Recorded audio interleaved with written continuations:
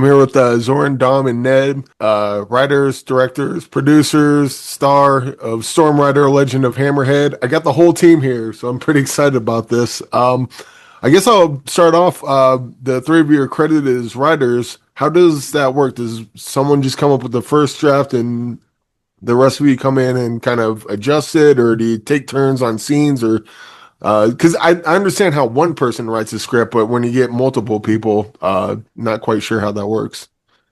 Yeah, I mean, I wanted to. I had the first script that I had about an immigrant going to America and achieved his American dream through his legacy of his grandfather whereabouts. And I just wanted to show the story of the grandfather and the grandson living on an island and showing the generation there surviving and a small success between Croatia and America. And then I had this script, and it was not. It was a great script. We still have it. So when my friends came on team, Dom and Zoran, then we started to make it more rich, more. We went to many different directions of sci-fi, and this script evolved. To tell you, many times we had few scripts in the middle before we came to Stone Rider. So we had like 100% Natural, which was the original script about the fig jam that came to America.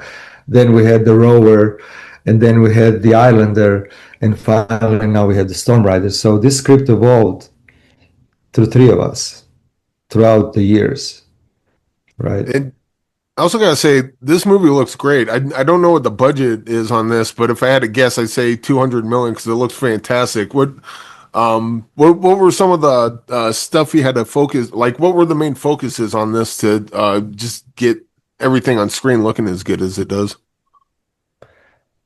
Well, we definitely wanted to show this beautiful coast of Croatia where we all grew up as kids, and we wanted to show the world where we grew up.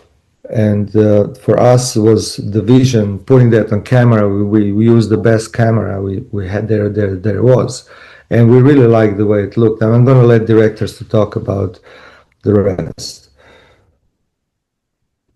Yeah, I mean, it was a whole process. Like Zoran said, for us was very important, the core of the story, and that was the familiar core about the family, about the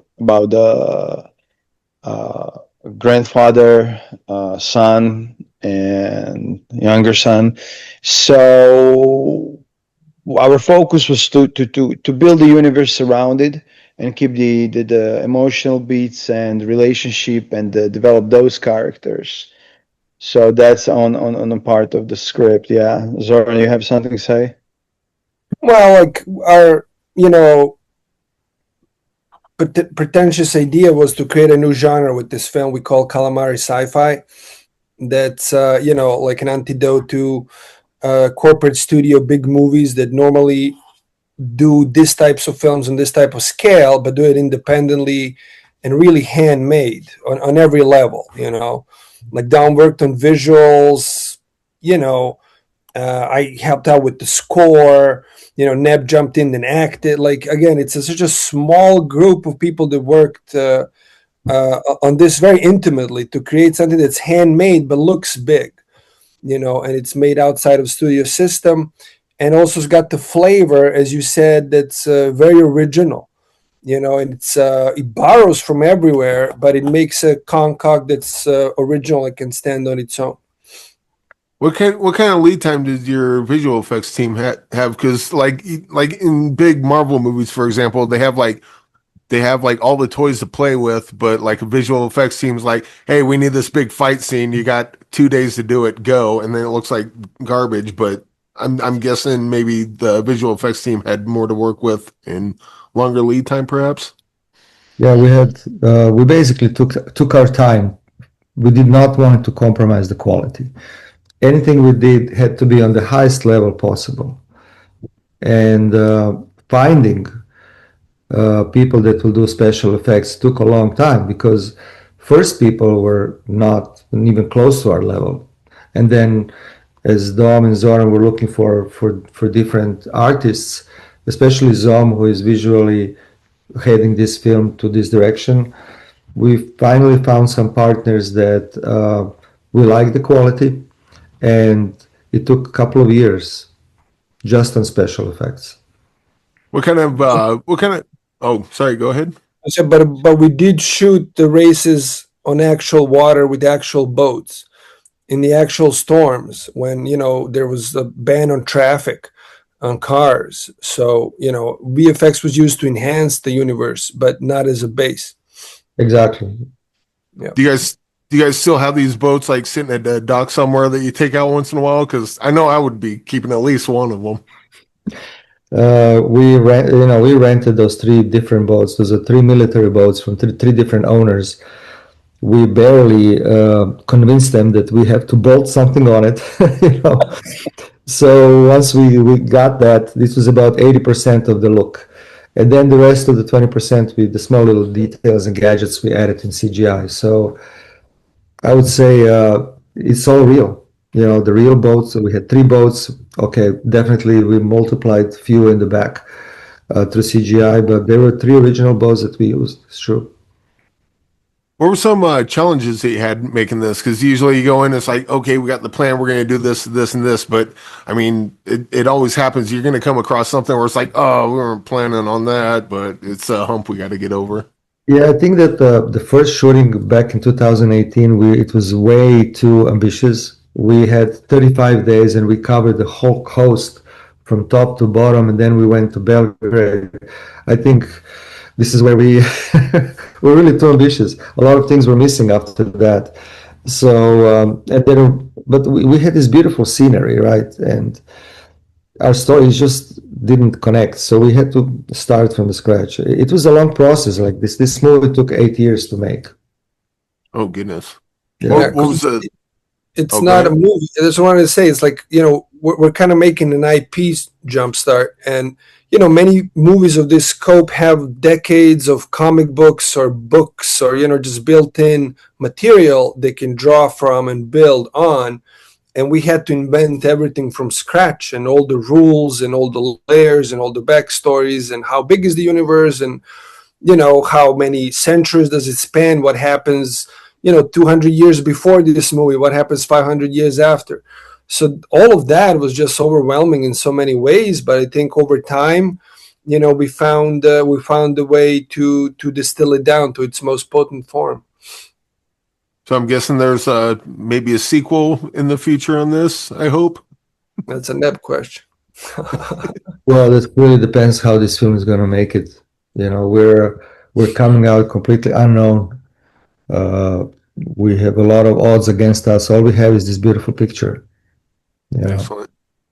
So what are some tools you learned along the way? Because usually, people start off in filmmaking and they gain tools as they go. And this seems ambitious as hell. So I'm guessing there's a bunch of stuff you learned on this one that if you do a Storm Rider 2, it's like, we're not going to do that again because we know better now. That's an interesting question. And yeah, there is a lot of answers. Storm Rider 2 will be done in 2 months, not in 8 years. That's for sure. Yeah, I think that this time, our knowledge and experience in this, because we really went underwater, we shoot underwater, we shoot underwater. We didn't have animals, though that we was cleaning the snakes for some locations because they was all over. But yeah, we learn a lot. We learn. You learn a lot in 8 years.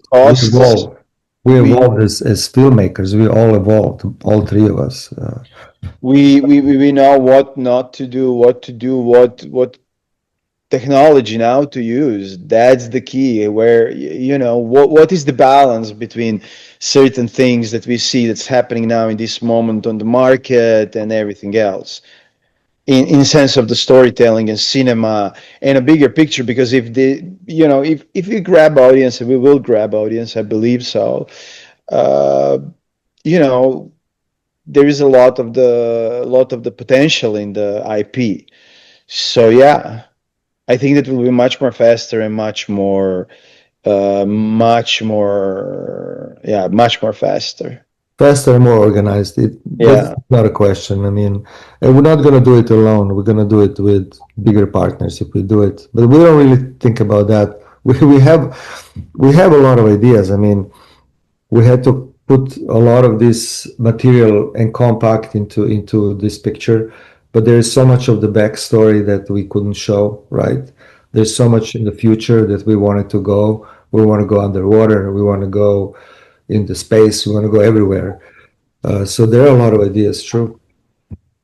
I heard space. You had me at space. I love space. I love it. I mean, can't wait to go there. Tell you the truth. And dinosaurs, you know. You love also dinosaurs. Yeah, we want to go there too. Yeah. I only learned that we can rig the camera on a boat by tying it underneath it because it won't move. Like that was, I think we learned that because everybody learned that on the day when it happened. Excellent. Because of hydrodynamics rules. Yeah. Well, Storm Rider's Legend of Hammerhead comes out in theaters March 13th. And before I let you guys go, I just want to get a film recommendation from each of you, like either a movie that's personal to you or a movie that's like, this one's really good and not enough people talk about it. Wow. It's a very different film than any other film. You know, I'm sick of watching, you know, a guy that can like overcome 30 people like John Wick. And then you have all this shooting and police and crime. And then you have a sequel on a sequel on a sequel and sequel number 10 of, you know, Die Hard or whatever.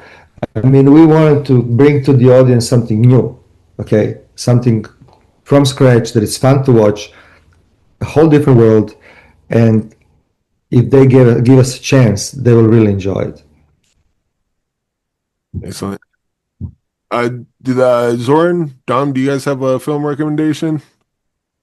Amadeus by Milos Forman. Excellent. And Dom?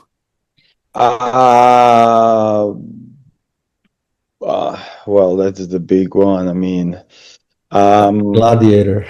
no, I don't know. I changing that every 5 minutes. I'm traveling now in different dimensions, but I would, you know, recommend to read the books. Homer, a lot of Homer. Nice. Nice. A lot of Homer.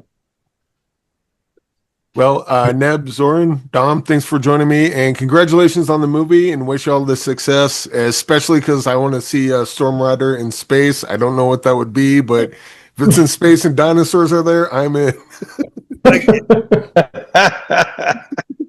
But thank you, guys.